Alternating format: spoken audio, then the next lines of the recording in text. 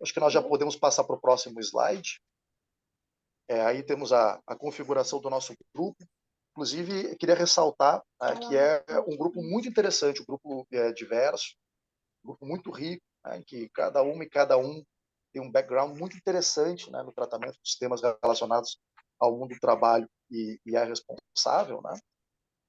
Tem sido muito interessante participar das reuniões, do intercâmbio que nós temos gerado, e nós conseguimos construir uma série de consensos no âmbito temático e também recortes que vocês depois, a seguir, vão verificar. Tem sido muito interessante, nós estabelecemos uma metodologia de Design Thinking, que vai ser apresentado pela colega Maria Carolina. E aí nós podemos passar para o próximo slide, só para vocês entenderem como é que vai ser a nossa apresentação. Então, nós vamos falar um pouco sobre como é que está o nosso grupo. Então, nós realizamos 5 reuniões desde então, com aproximadamente 1h30, 2 horas de duração, justamente para poder desenvolver, encontrar consensos, saber conhecer, todo mundo poder saber a trajetória de cada um. Além disso, nós tratamos sobre vários temas relacionados à aplicação dos sistemas de inteligência artificial, principalmente na questão da gestão algorítmica nas relações de trabalho. E nós fizemos um levantamento bibliográfico. Então, nós temos também já disponível um documento, um levantamento com resumo de artigos que nós fomos encontrando, lendo e socializando ao longo das últimas reuniões. E, com base nisso, nós fizemos a escolha de um tema, já com um recorte, que é um recorte com base desde a perspectiva do Sul global, a perspectiva de como é que está a dinâmica no Brasil, do tema que é o viés etário, ou seja, o chamado idadismo, em sistemas de recrutamento por inteligência artificial no Brasil, e os seus impactos. Os impactos aí, tanto nos trabalhadores, como também de que forma as empresas vêm utilizando, encarando também a utilização desses sistemas de recrutamento por inteligência artificial e os dilemas que surgem disso, como a questão da verificação de vieses também na aplicação desses sistemas, que está vinculado também à questão de programação e treinamento, como bem sabemos, já foi tratado anteriormente, e a questão da regulação. Bom, com relação à produção do grupo, nós temos previsto a produção de um ou mais artigos coletivos. A ideia é começar com um, mas se tivermos tempo, possibilidade, podemos também produzir mais de um, e já havíamos conversado com a Ellen também de desenvolver um podcast até para a gente poder transcender a questão da linguagem, não só meramente escrita, mas também trabalhar com base na linguagem falada, poder conversar, poder dialogar e também poder, eventualmente, até entrevistar especialistas sobre determinados aspectos do tema abordado.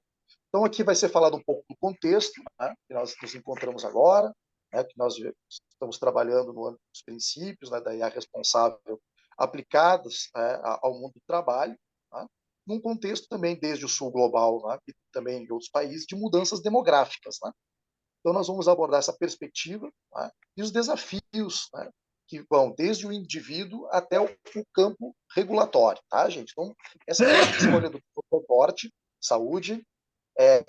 Nós estamos agora justamente elaborando esse recorte, e agora nós vamos passar para a parte da metodologia, que a nossa colega Maria Carolina vai apresentar para vocês como é que nós chegamos nesse tema e como é que nós estamos trabalhando para poder elaborar o nosso trabalho.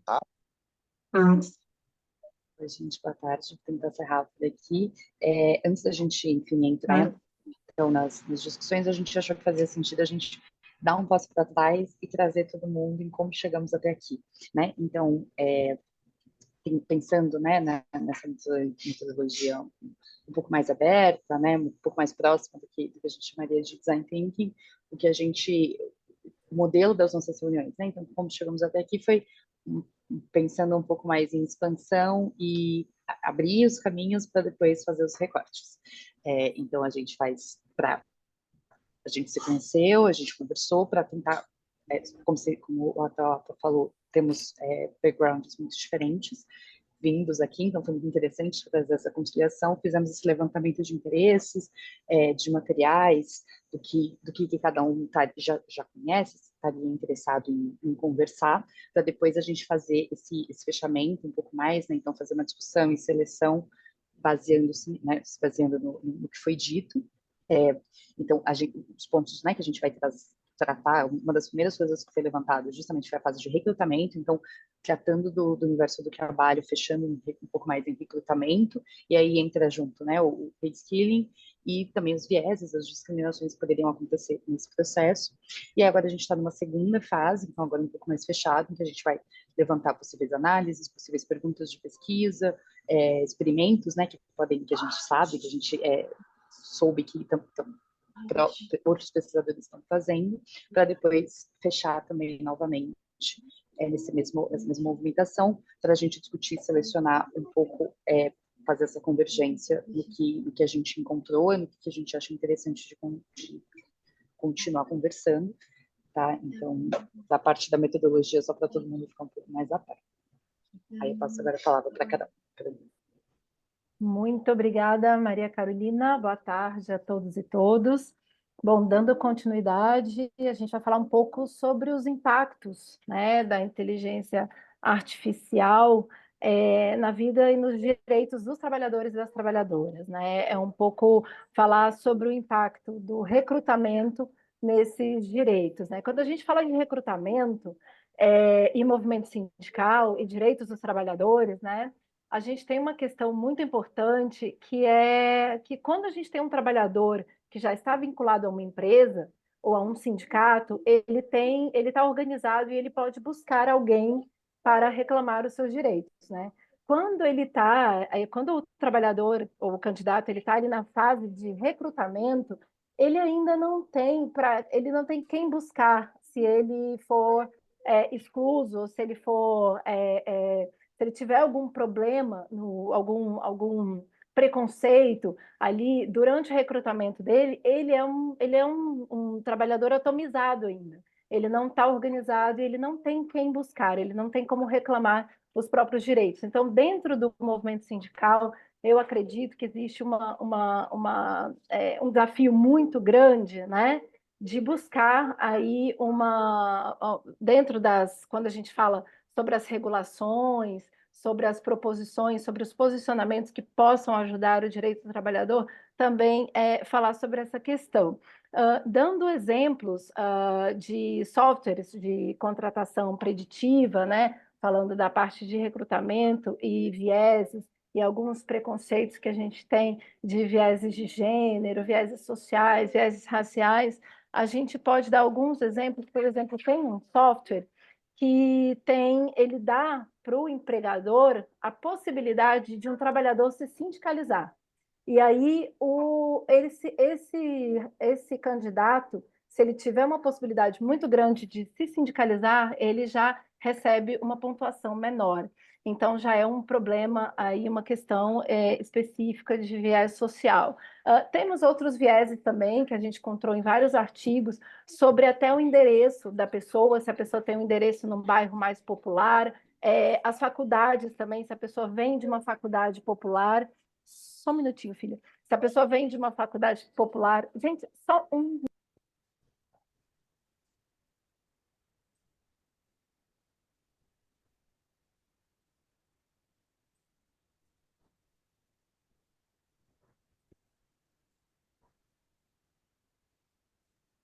Pronto, gente, me desculpa.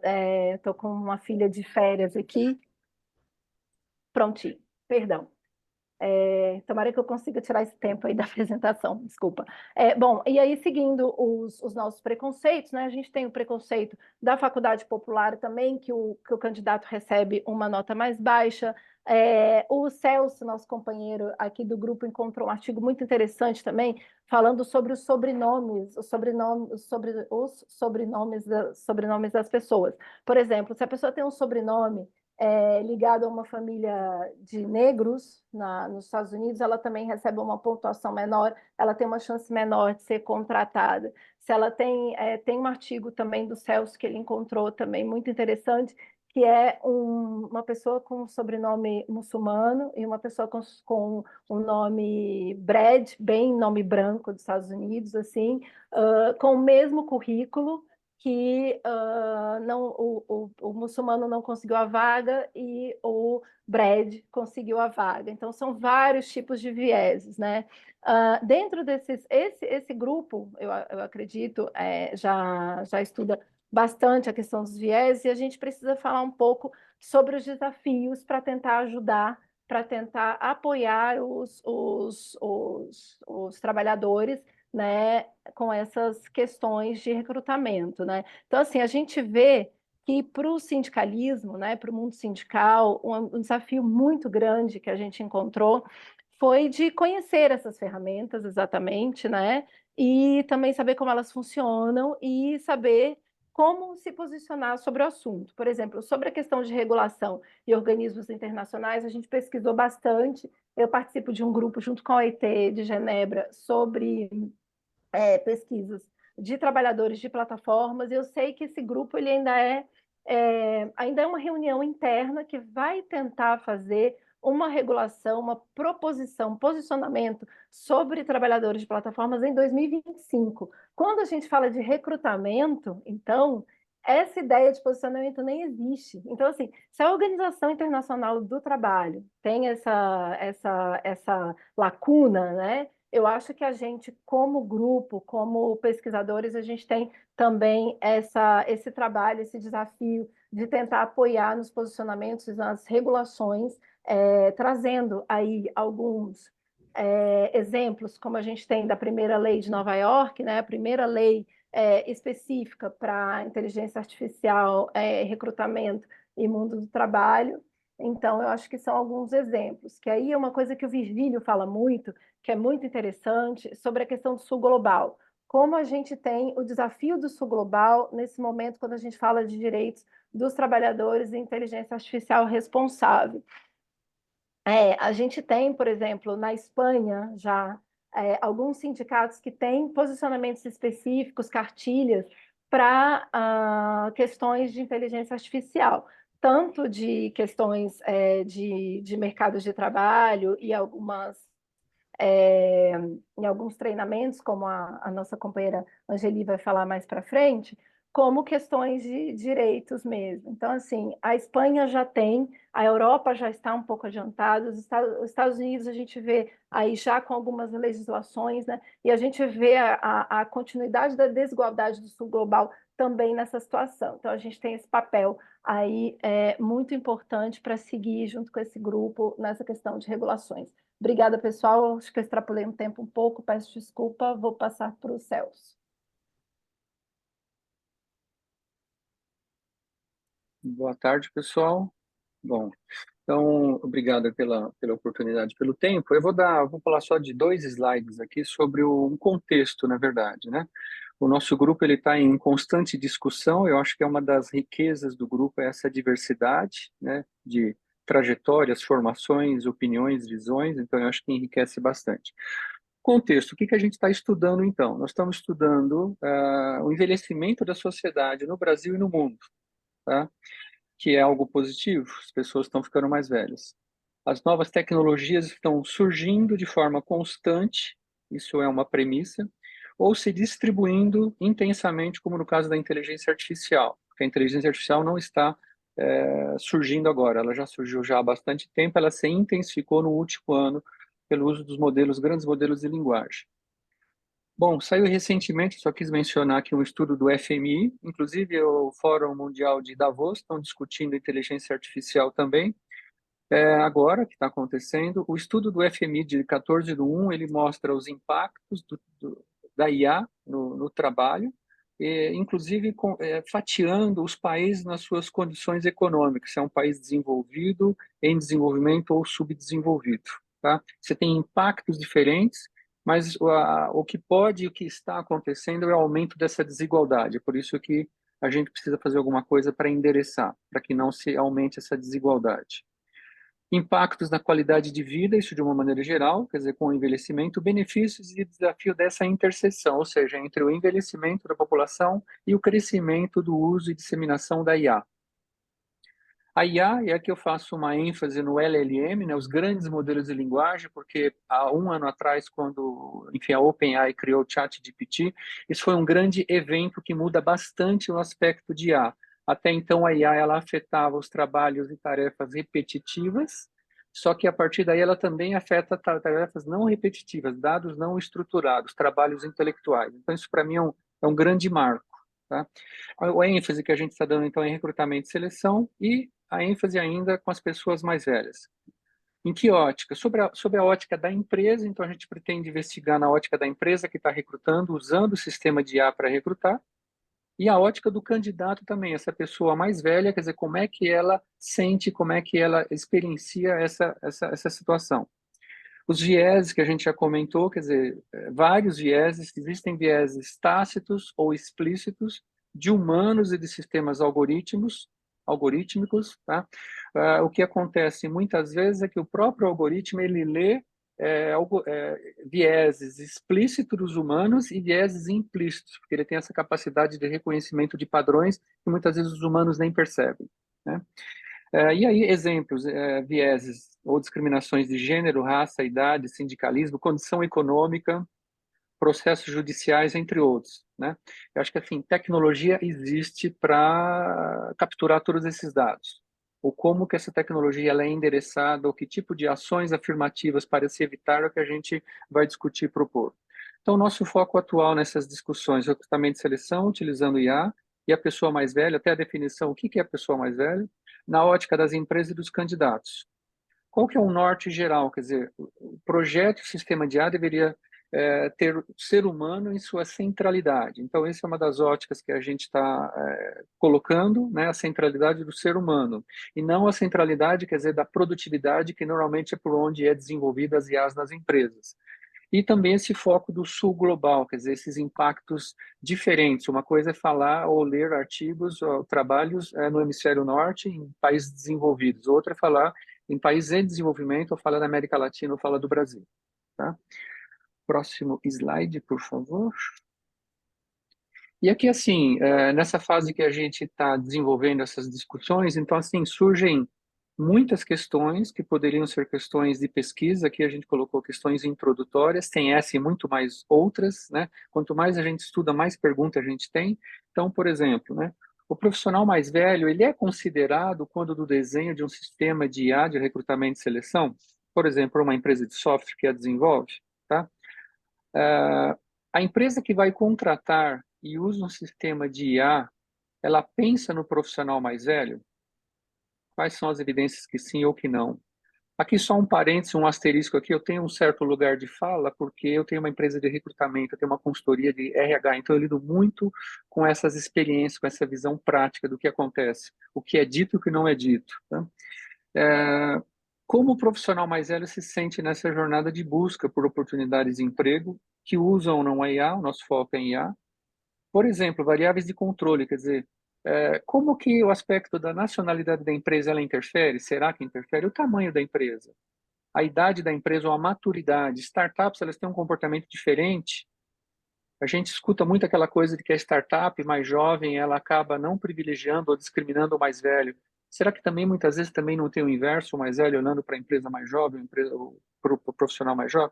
Segmento econômico também é uma variável de controle. Segmento de indústria, né? Será que tem mais prevalência em algum segmento? Mais relevantes ou são indiferentes quando falamos de etarismo ou de idadismo digital por inteligência artificial? O que nós, como grupo, podemos propor de políticas públicas e ou empresariais como ações afirmativas para que os algoritmos de IA incluam e considerem todos sem distinção de idade, tá? Esse é um dos pontos que a gente também coloca como central, quer dizer, a gente quer fazer isso propositivo, próximo da realidade, com recomendações, tá? A gente não está deixando simplesmente acontecer, a gente não quer que aconteça com uma força inercial existente, a gente quer propor ações, tá? Eu acho que é basicamente isso. Obrigado. E aqui eu passo a bola para a Para mim, Cristina.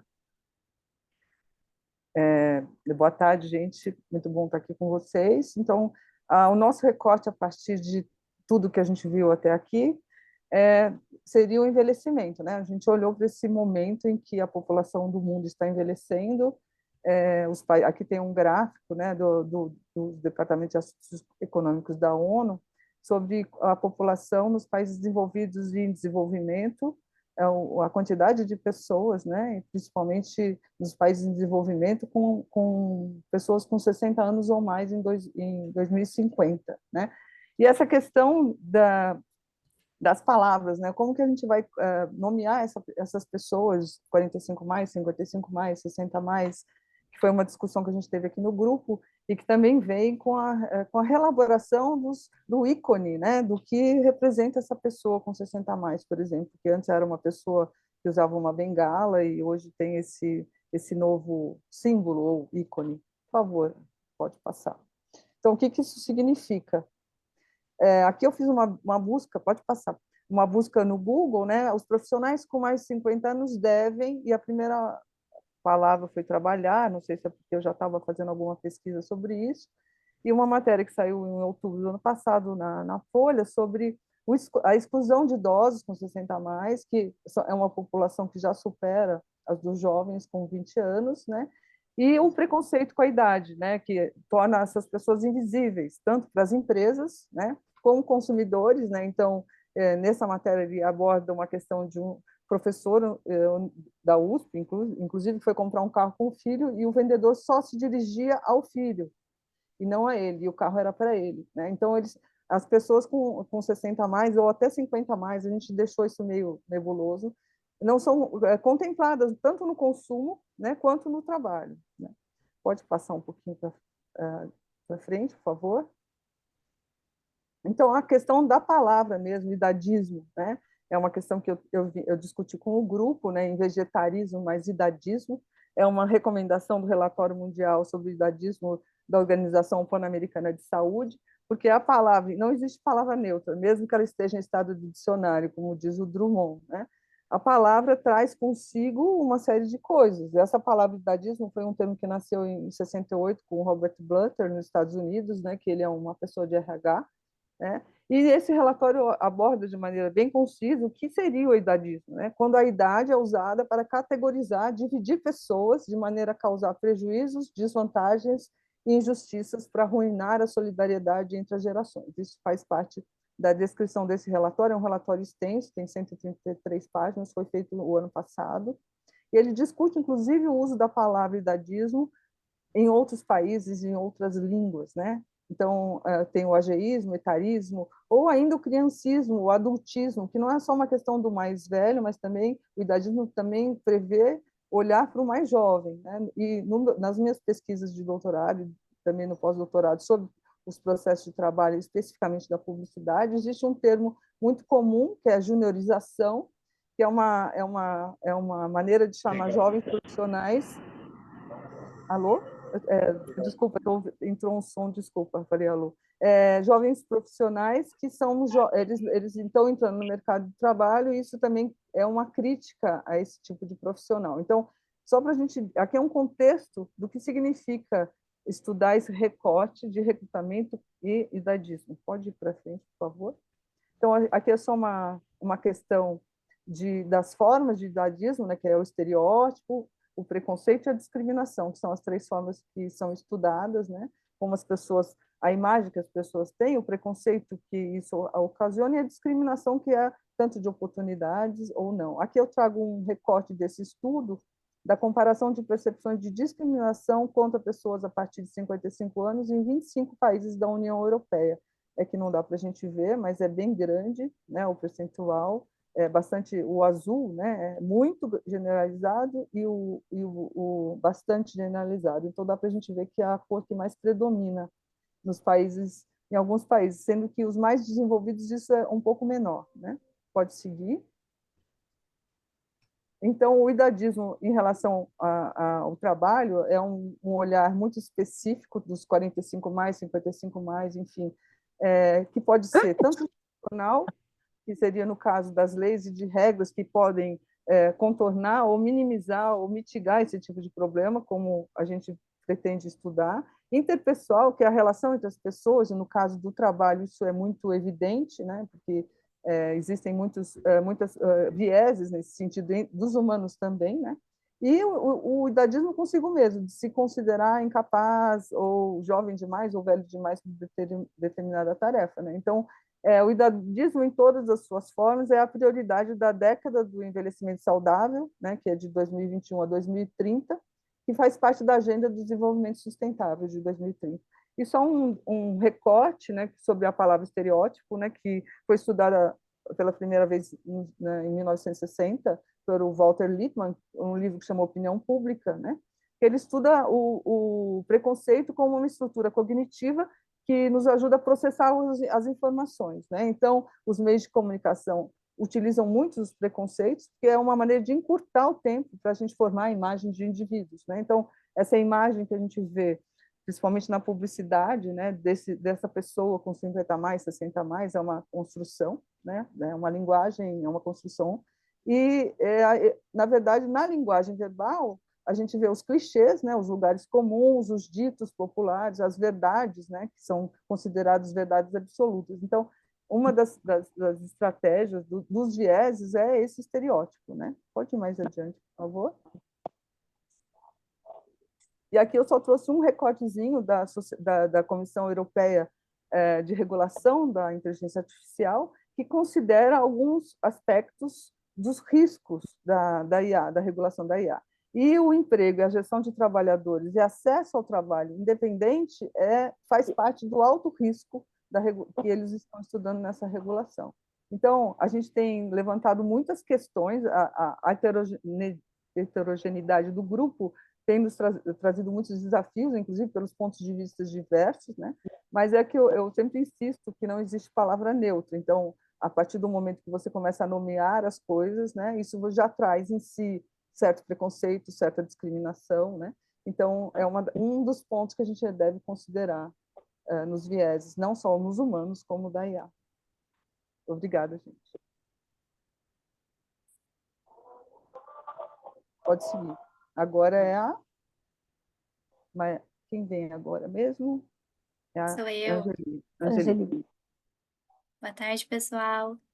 Então, só para fechar aqui como último tópico, eu trouxe a questão aqui a partir da perspectiva quando a gente pensa na relação indivíduo-trabalho, justamente para a gente colocar o indivíduo no centro. Quando a gente está falando de transformação, a gente está falando de impactos para essa pessoa que vai desempenhar as funções no dia a dia de trabalho dela. E aí, alguns textos eles vão ressaltar justamente essa questão de uma mudança na natureza dos empregos a partir da adoção em massa pelas empresas da inteligência artificial. Trouxe aqui alguns exemplos só para clarificar quando a gente fala como as empresas estão usando isso na prática, né? E o que a gente tem observado é que as empresas estão usando muito para fazer segmentação, previsão sobre comportamento dos usuários, das pessoas que compram seus produtos, para fazer algumas análises mais rebuscadas. E quando a gente vai, por exemplo, para a área da saúde, a gente tem essa questão de inteligência artificial sendo usada para trazer diagnóstico, para oferecer planos de saúde mais personalizados. A gente também tem a questão de assistentes virtuais ajudando aí no atendimento paciente, ou a gente tem bots em e-commerce ajudando também aí a atender esse cliente que chega ali na plataforma, enfim. É uma diversidade de áreas nas quais a IA está sendo implementada. Dito isso, a gente tem aqui um foco muito específico que é como que o trabalhador se sente em relação a isso. E aí eu trouxe um texto da professora Eva Selem, que ela vai destacar justamente essa dimensão psicológica, né? Então, ela vai apontar para o fato de que, a depender de como a empresa adota a estratégia de implementação de inteligência artificial, esse trabalhador ele pode ter impactos psicológicos negativos ou positivos. Isso vai depender de como essa estratégia ela é implementada. Então, para ela, podem existir casos em que a IA ela vai substituir a tarefa que esse trabalhador desempenha hoje, ou ela vai criar novas tarefas, ou ela vai agregar alguma função, aumentando aí a produtividade desse trabalhador, enfim, o modo como ele desempenha essa função. E a partir dessa implementação é que a estrutura social do trabalho ela é alterada. Então, toda a percepção do trabalhador em relação a si mesmo, toda essa sensação de pertencimento e autoestima, ela passa a ser impactada uma vez que essa inteligência artificial ela é adotada.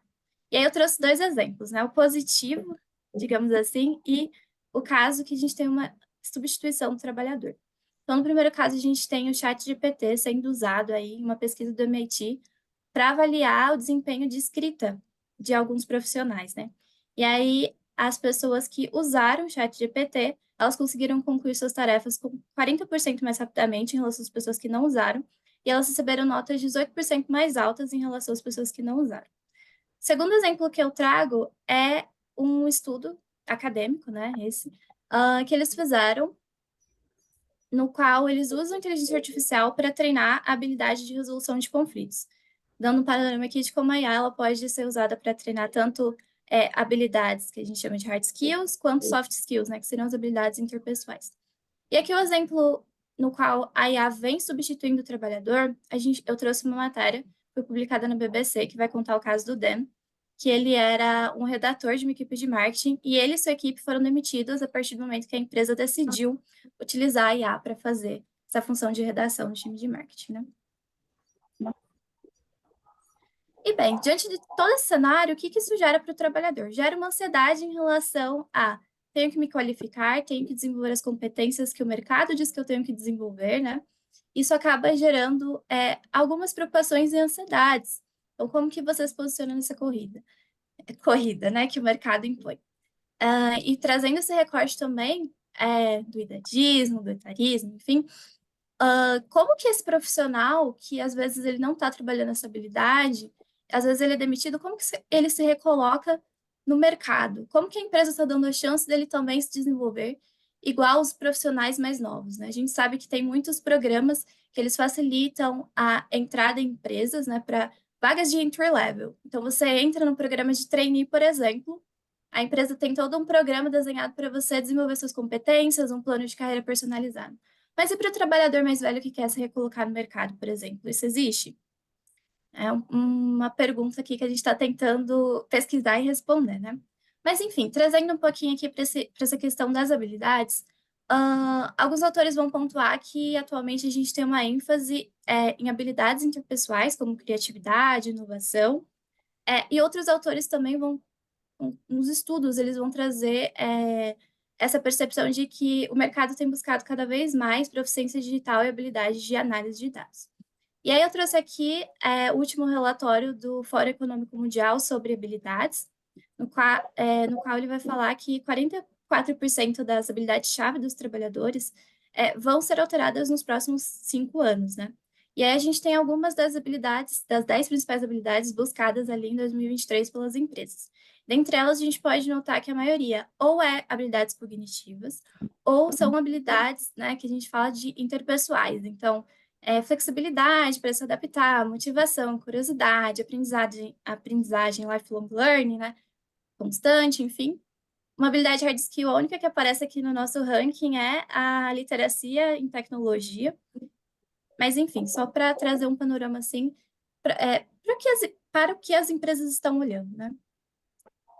E aí, fazendo essa intersecção de desafios, uma vez que o mercado afirma que há um gap de habilidades e eles não conseguem promover uma transformação digital efetiva, porque questão de talentos é uma barreira a ser superada para que essa transformação ocorra dentro das empresas, mas, ao mesmo tempo, essas empresas elas não estão olhando para um público que elas deveriam estar, né?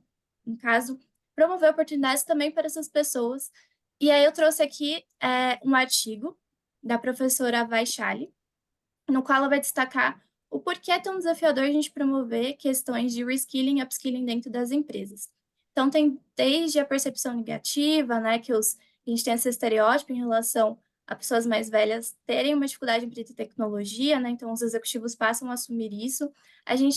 Isso vai gerar diversas questões, como desigualdades nas oportunidades de treinamento, vai gerar impacto para esses trabalhadores que eles vão ter maiores dificuldades em se adaptar a essas tecnologias emergentes. Vamos acabar impondo certas barreiras à aprendizagem e desenvolvimento desses profissionais. E outro ponto que ela trouxe também muito interessante é que os executivos não creem que há um retorno sobre o investimento feito nesse profissional. Então, eles preferem promover oportunidades de treinamento e desenvolvimento para pessoas mais jovens, para pessoas que acabaram de entrar no mercado, muito daquele pensamento de formar o profissional do zero ao meu jeitinho, ao molde da minha empresa, né? E aí eu trouxe um estudo também aqui que a AI realizou com 193 empresas de 13 diferentes segmentos sobre a questão do etarismo e como que elas estão ou não promovendo políticas de inclusão e diversidade desse público específico. E aí esse estudo ele vai trazer uma provocação de que, ao mesmo tempo que vocês estão reclamando desse gap de talentos, por que não investir em upskilling e reskilling desses profissionais mais velhos, né? E aí, justamente para promover essa requalificação das pessoas e trazerem elas para essas vagas que estão em aberto, que as empresas não conseguem preencher. E aqui um gráfico de questões que as empresas pontuaram como premissas para que a gente consiga lidar com essa força de trabalho envelhecida. Então, a gente pode notar aqui que tem a questão do recrutamento e seleção, mas também a questão de treinamento, desenvolvimento e gestão do conhecimento, ela aparece também como um dos principais fatores determinantes para que a gente tenha a inclusão desse público específico. É isso.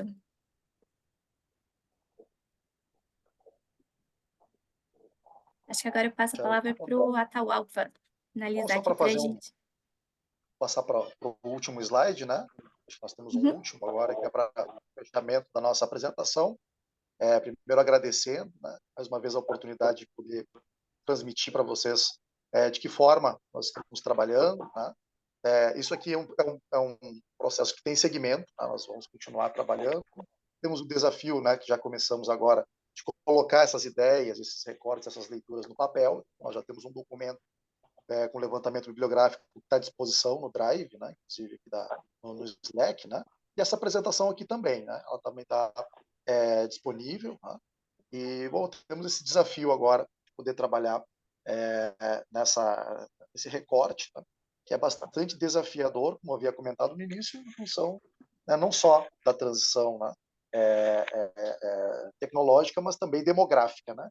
E, então, de que forma isso interage, né, e se aplica no mundo do trabalho, é o que nos desafia e nos move neste grupo, né, que é um grupo, como comentei, bastante diverso. Um colega nosso, Luiz, também, que nos ajudou a desenvolver a metodologia, né, que ele é matemático, né, ele não pôde estar presente aqui, porque teve um problema de saúde, né, gostaria só de fazer essa menção a ele, que também contribuiu para que essa apresentação aqui ficasse pronta. Então, eu quero agradecer, né, aos colegas, né, a Maria Carolina, né, a Carol, o Celso, a Cristina, a Angeli e ao Luiz pela apresentação. Tá? Então, a gente abre agora aqui para comentários. Se tiverem qualquer dúvida, qualquer consulta, a gente está aqui à disposição e distribui para ver quem é que pode também sanar qualquer dúvida que possa se apresentar por parte dos colegas aqui, tá bom? Muito obrigado, viu, Ellen, professor Virgílio, pelo espaço, pela oportunidade de desenvolver esse trabalho aqui na Cátedra Oscar Sala. Obrigado. Obrigado. Opa, acho que a Ellen caiu. Não, Vamos não ver. caí, não. É porque a gente falou obrigado junto. Eu ia perguntar justamente se passar para você mesmo. Tá ótimo, obrigado. Eu tenho algumas observações aqui. Primeiro, queria dar os parabéns ao grupo, né? Não só pelo conteúdo, mas também pela qualidade da apresentação, da organização, dos slides. Vocês estão de parabéns. Eles são extremamente úteis, né? E eu tenho alguns pontos, na verdade, são dúvidas minhas, sabe? Eu acho que eu, na verdade, aprendi muito com os slides e com o conteúdo que vocês mostraram, tá? Então, eu gostaria de fazer é, algumas perguntas para eu entender. Na verdade, eu acho que eu estou procurando aprender com vocês o que está sendo colocado aí. O primeiro ponto que eu acho que seria interessante, mas talvez não caiba no contexto do grupo. Vocês mostram vários aspectos, né? Eu vou discutir alguns deles, né? Mas a minha pergunta seria possível obter dados, obter elementos factuais que suportassem isso, que não fossem apenas referências bibliográficas, tá? Eu acho que esse é o primeiro ponto. E principalmente obter dados para a situação brasileira, porque, de novo, aqui a gente está um pouco atrasado nessa questão da formulação de ideias, de políticas públicas para esse lado. Então, dados ajudam a tornar as propostas mais sólidas, né? Então, essa seria uma primeira pergunta que eu deixaria com vocês, tá? Eu vou colocar vários pontos, aí depois vocês me respondem na ordem que vocês acharem adequado, tá? Eu acho que rapidamente vocês passaram pela questão da requalificação dos trabalhadores. Acho que esse é um tema que no Brasil vai ter que acontecer, porque por causa do baixo nível de, de formação, do baixo nível educacional, muitos trabalhadores vão ser afetados numa escala que poderia trazer, deverá trazer danos sociais, né? E a requalificação seria muito importante. Talvez até olhando algum segmento específico, requalificação no governo seria algo interessante, porque o governo tem uma força de trabalho grande, talvez em algumas áreas tem uma certa um espaço para fazer essas questões, tá? E menos a necessidade de mostrar resultados é, financeiros que as empresas, né? Então, o governo poderia ser um ponto interessante a pensar, tá?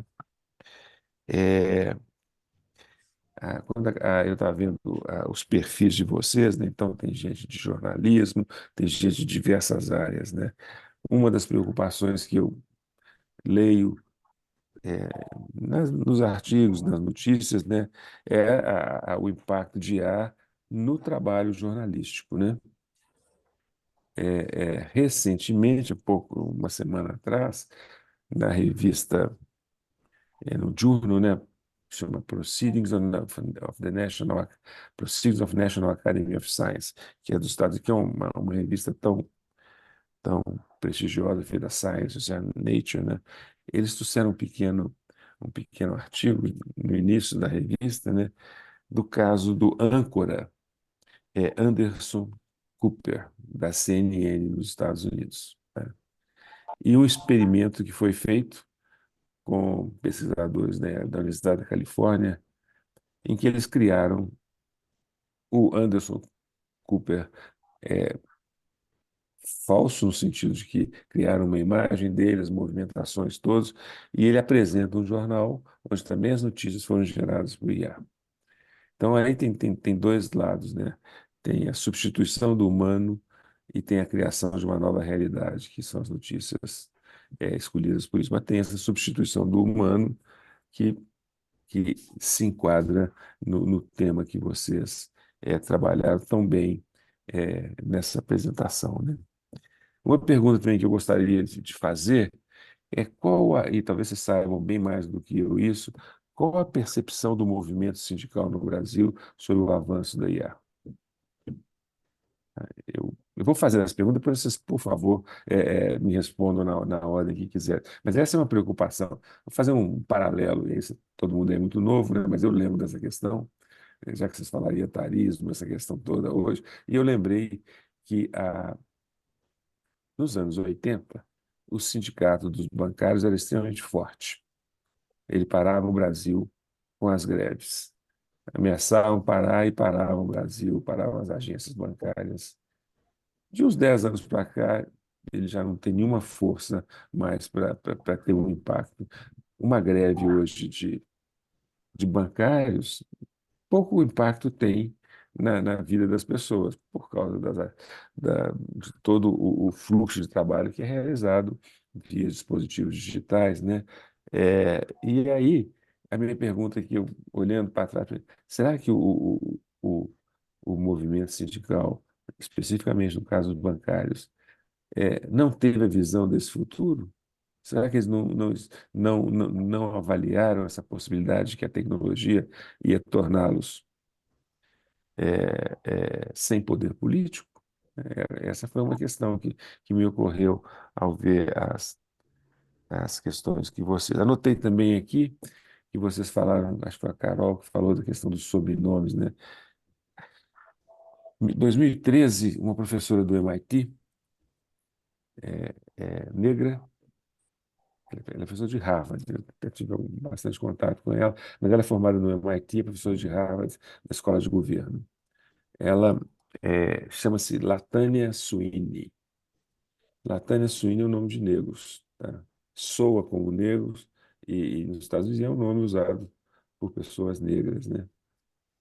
E então ela escreveu um artigo numa revista, no journal importante da computação chamado Communications of HCM, em que ela mostrava, cada vez que ela fazia uma busca e usava o nome dela na busca, o que vinha de anúncios eram anúncios de advogados para retirar da cadeia, advogados para ajudarem a resolver crimes, sendo que ela nunca havia tido nenhum envolvimento com a polícia, né? Então, a questão dessa, desse viés algoritmo, né? E certamente existe com sobrenomes, e vocês mesmos mencionaram que as ferramentas de recrutamento podem, intencionalmente ou não, passar por esse viés para efeito prático, né? Eu digo intencionalmente ou não, porque muitas vezes não é a intenção de dizer que certos sobrenomes vão ser diminuídos ou vão ter um valor negativo acentuado, mas é porque as, os padrões de dados usados vão levar a isso, né? Houve o caso quando a Amazon começou a usar uma ferramenta de contratação baseada em algoritmos de machine learning, né? Ele não contratava mulheres, porque os dados passados não tinham mulheres. Então, muitas vezes isso ocorre não intencionalmente, mas ocorre por uma falha de projeto também, por não verificar que esses dados não têm a diversidade do ambiente, né? Um outro ponto que eu acho que está ligado ainda a esse processo de seleção, né? As, as reações, a questão de IA responsável, a busca das explicações, né? As pessoas são recusadas no processo seletivo por um algoritmo e elas deveriam ter o direito de saber por que elas foram recusadas. E quando esses processos são automáticos, por algoritmos de IA, isso fica mais difícil e provavelmente as empresas não fazem. Mas esse seria um ponto importante com os princípios de, os princípios de IA responsável, tá? Eu acho muito, muito legal vocês terem focalizado na questão do envelhecimento, porque aí vocês avançam num tópico bem específico, né? E muito importante no Brasil, tá? É, uma pergunta minha, eu acho, talvez vocês deviam pensar em produzir um documento com sugestões de políticas públicas, né? Eu acho que teria um impacto e seria uma grande colaboração de um grupo de políticas públicas a serem discutidas pelo governo, tá? Ou pelo Congresso, ou pela sociedade, tá? Outro aspecto importante que em tudo isso que vocês falaram, tem um componente de IA responsável também que é central, que é a capacidade de auditoria dos sistemas de recrutamento, seleção, promoção. Capacidade de recrutamento é chave para entender o que está acontecendo e para a sociedade ou para grupos que interagem nisso, tenham condições de entender os problemas, tá? Acho que o foco que vocês deram, foco no ser humano, é exatamente essa ideia do IA responsável. Senti falta de vocês mencionarem a questão dos trabalhadores por aplicativos. Vocês passaram ao largo dessa questão dos trabalhadores por aplicativos, que também são afetados pelos algoritmos de IA, tá? E também, finalizando, né, o que a gente vai ver para o futuro um ambiente espera-se, né, e provavelmente aqui vai ser mais difícil, um ambiente de colaboração entre trabalhadores e robôs, sejam eles robôs físicos ou robôs de software. É, é um avanço de pesquisas nessa área, de trabalhos que valorizem essa colaboração, no sentido não de eliminar o elemento humano, mas de torná-lo mais qualificado para o trabalho, né? É uma área que o Brasil tinha que investir. E, na verdade, nós estamos falando um monte de propostas, ideias que vocês trouxeram, né? Mas no Brasil o governo é completamente ausente dessas discussões. Pelo menos o que eu vejo nos jornais. Não sei o que acontece em Brasília, mas nos jornais a gente fica com essa impressão. Então é isso, eu queria trazer essas observações, dizer a vocês que estão de parabéns por esse trabalho, por essa apresentação, e eu acho que vocês têm condições de produzir resultados importantes. Se vocês vierem a ter acesso a dados ou formas de coletar dados, seria ainda mais importante para sustentar as propostas que vocês fizeram. Parabéns ao grupo inteiro